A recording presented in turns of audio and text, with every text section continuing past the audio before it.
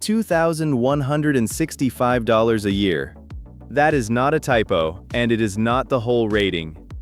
It is the gap between the veteran who filed his acid reflux the wrong way and walked away with nothing, and the one who filed it right and now gets a check every month for the exact same heartburn and the exact same pills. And there's a second door into this claim that almost nobody walks through. If the VA has already tied even one condition to your service, a bad back, the medication you take for post-traumatic stress, anything, your reflux can ride in on top of it, and with it, potentially years of back pay. Pin that. We open that door later.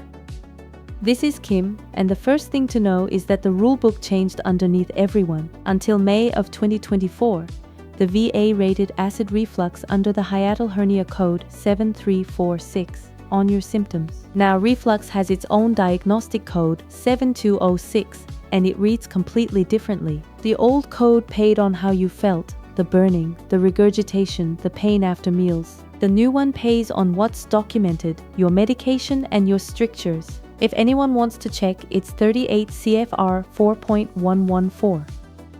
Hey, Chris here, and here's the part that pays. One daily reflux pill, the kind you take every single morning, whether it's flaring or not, puts you at 10%. Think omeprazole, pantoprazole, the little purple pill, whatever your doctor puts you on for good. The rule's own words are controlled by daily medication, otherwise no symptoms. That's 10% flat. $180.42 a month this year for a prescription you're already filling and probably forgot even counts as a disability. I'm Erica, and here's the catch nobody mentions. That 10% is the floor, and for a lot of veterans, it's also the ceiling.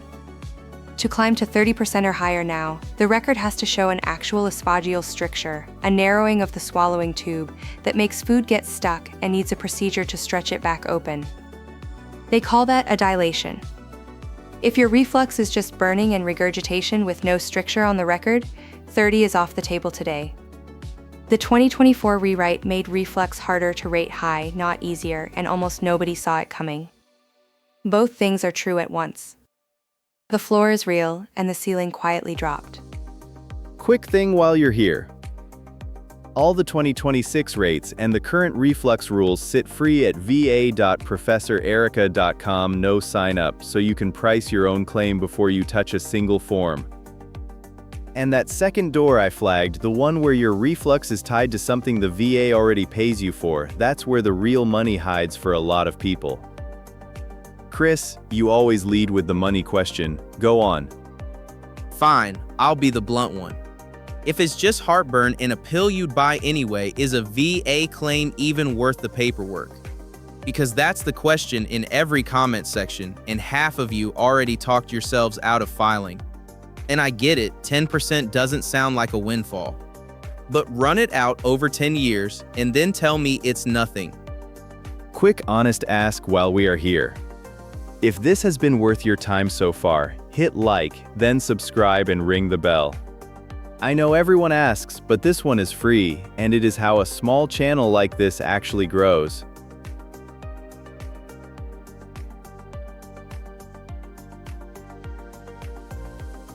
Is it worth the paperwork? Okay, here's what's actually on the line with that question. Get it wrong and you either leave a real monthly check just sitting there, or you burn a year chasing a rating the new rules flatly won't give you. Erica says file the second you're on a daily pill. Kim's going to tell you why that got harder in 2024. And to keep us honest, we pulled in someone who lives inside this part of the code. Professor Nakamura, thanks for joining the desk. Welcome, Professor. I'll say my piece up front so everyone knows where I stand. The day a doctor puts you on a daily reflux pill, you file 10%. It's real, and it's dated to that day. And I'm the one who's going to complicate that because a lot moved in 2024. Professor, in plain words, what actually changed? Glad to, Kim. Two things changed. Reflux got its own diagnostic code 7206, pulled out of the old hiatal hernia code, and the whole ladder got rebuilt around one word, stricture, a narrowing of the swallowing tube. So a daily medication that controls it, otherwise no symptoms, is 10%. 30 now needs a documented recurrent stricture causing trouble swallowing, stretched open up to twice a year. 50 and 80 are worse strictures, more dilations, and at the top, surgery or a feeding tube. And if there are no daily symptoms and no daily medication at all, that's 0%, service-connected but unpaid. And that 10% is where I plant my flag. Here's the ruling. It's $180.42 a month this year. But the connection you locked today is worth more than this month's check, and that's the part people undersell. Here's my worry though. 10% stacked onto a high combined rating can round off to almost nothing this month. So for a lot of folks, you're telling them to file for no. A connection, not a check. That's the whole point. The dollar this month might be small, I'll give you that. But the service connection is dated forever, to the day you file. The day the stricture shows up, 3 years, 5 years from now, you're not filing a brand new claim and waiting 18 months in the backlog. You're raising a rating you already own, and the VA can't make you reprove the connection. That effective date is the one thing in this whole system you can never get back later. Both things are true. Fair, that one lands. But hear the ceiling, people, because nobody else will say it. For plain reflux with no stricture, 10% is realistically the top now. The 2024 rule made the high ratings harder to reach, and it's dishonest to pretend otherwise. One protection though, if your claim was already pending before that May, the VA has to rate it under both the old rule and the new one and hand you whichever pays more. That's in the regulation itself, page by page. And coming up, we'll put the exact line on the form on screen, so hold that thought. And I can't tell any one of you what your file will do. Nobody honest can without reading it. But the pattern is almost always the same. The veterans who win this documented the daily medication early and the swallowing trouble the moment it started, long before they needed it. And that's the piece most people miss. So here's where the desk lands, and it's all written into 38 CFR 4.114. Go read it yourself. On a daily reflux pill, file at 10%. The check is real and the connection is dated the day you file. Do not expect 30 without a documented stricture, and do not let anyone sell you one. And if your reflux grew out of a condition the VA already covers, that's the door we open next. Professor Nakamura, thank you. That's the clearest anyone has laid out the new rule. Anytime, Leo, file the 10 and let it grow. That's the whole game. File the door you already clear, and let the record do the rest. Let's go show them exactly where it goes on the paper.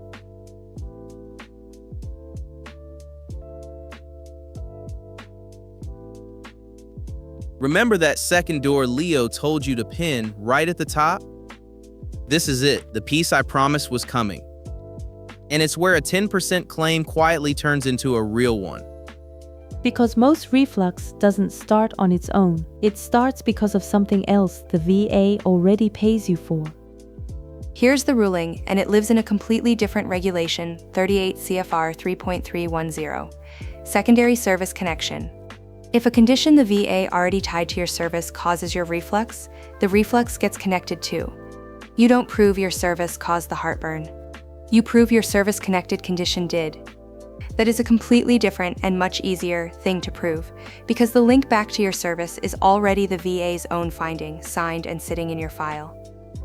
And here's how it usually happens. That daily anti-inflammatory for your service-connected back or knee, it chews up the stomach lining and drives the acid up. Same story with a lot of the medications for service-connected post-traumatic stress, the ones that quietly relax the valve at the top of your stomach.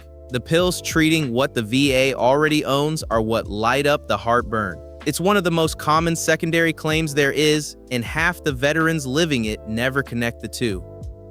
Think about what that does to the hardest part of any claim. On a normal reflux claim, the whole fight is causation. Did your service actually cause this years ago? You're paying a doctor to write a nexus letter, and the VA can argue with every line of it. On a secondary claim, that fight is already over. The VA has already agreed your back is service-connected. So now you only have to connect the reflux to the back, not all the way back to your service. It's a shorter bridge, and honestly, half of it is already built for you. That's the entire reason this door is worth walking through. Let me lay the chain out. A service-connected condition, the daily medication it forces on you, the reflux that medication causes, and then 3.10 carrying it across 4 links. And the very first one is already the VA's own finding. Hold on, Kim. That makes it sound automatic. It isn't. You still need a nexus. A doctor putting it in writing that the service-connected condition or its medication caused the reflux. One clear sentence in your medical record or a short letter. No link on paper, no secondary, history or not. That's the rep, and it's the whole rep. So the whole difference is one letter? One letter, plus the fact that half the claim is already the VA's own finding, and it's broader than just causing it. Under 3.10 subsection B, even if you already had a little reflux, if your service-connected condition or its medication makes it measurably worse, that counts too. The VA sets a baseline, measures the increase and pays you for the difference. It's called aggravation, and most people never file for. Exactly. So it's one letter and an effective date, and a door most people walk right past. And this works for almost everyone with a service-connected condition. Almost. There's one group it does nothing for. Which is the exact thing blowing up the chat right now. What about the veteran whose only problem is the reflux, with no other rating for it to ride on?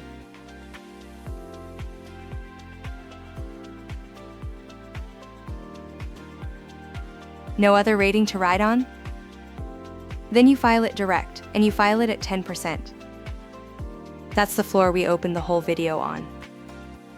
$180.42 a month, $2,165 a year, for a pill you're already buying. And I'll be straight with you because this is where honesty matters. For that veteran plain reflux, no stricture, 10 is realistically the ceiling. No stricture, no 30, and I won't pretend otherwise. But 10%, locked and dated today, beats 100% you never filed for. And reflux almost never gets better on its own, so the day a stricture does show up, you're already in the system, raising a rating instead of starting over from zero. Look at the receipt, 10% GERD this year. Times 12 months. Every month you're already at the pharmacy anyway. 180.42 times 12. Call it $2,000, 2,165 exactly every year. And wait 2 years to file? That 4,300 is gone. You never get back the years before you filed. That's the part that stings, not the pill, the waiting. The check starts the day you file, not the day you got sick. And that's just the direct floor for someone with nothing else. Stack it as secondary on a rated back or a rated post-traumatic stress claim, and that 10% climbs into your combined rating instead of sitting off on its own. It's VA math, so it doesn't simply add. But it can be the exact 10 that nudges a 70 up to an 80, and that jump is real money every month for the rest of your life. So where does it actually go on paper? On the 21-526 EZ, that one. Section 5, where you list your conditions. You write it in plain words. Acid reflux or GERD. And if it's secondary, you name the service-connected condition it came from right there on the same line. Take a composite straight from the case files. Marcus, an Army veteran, filled the same reflux prescription for 12 years and never filed a thing. When he finally did, the VA denied it flat. Denied on a 12-year prescription? Denied, because the record never once said chronic. Just refills at urgent care, 40-something visits, nothing that said ongoing. Here's what turned it. His own doctor wrote chronic reflux into the chart, and he refiled it as secondary to his service-connected back. Same man, same pills, same back, approved on the refile. And here's the last piece, the one that quietly decides these. When they schedule your compensation exam, report your worst week, not your best morning. The nights the acid burned you awake, the food that gets stuck, the mornings you're chewing antacids before coffee. They rate whatever your file says on exam day, so hand them your honest worst week, not the version where you're managing fine. One word, chronic. That's what flipped it. Not a lawyer, not an appeal, not a single new symptom. The reflux was always there. The record just finally admitted it was ongoing. One word in the chart, one short nexus line, and a 12-year denial turned into a monthly check. So the 2 things to actually do tonight. 1. Get your reflux written down as chronic, in your own words, at your next appointment. 2. File it direct at 10% or secondary to a rated condition, whichever one is yours. And if your claim's been pending since before that 2024 change, you're covered under both rules, so let it run. So, one thing to chew on before you go. How much back pay has that daily pill quietly cost you sitting there unfiled all this time? Get chronic onto the chart, grab your records, and file whichever door fits you. Do that tonight, and the hard part's behind you. As we close out, do me one small favor. If this helped you today, like the video and subscribe to the channel. That support is what keeps this series alive and growing. Aim for the stars and pack a backup plan because both get you there. Catch you next time. This is Professor Erica. Thanks for watching and signing off.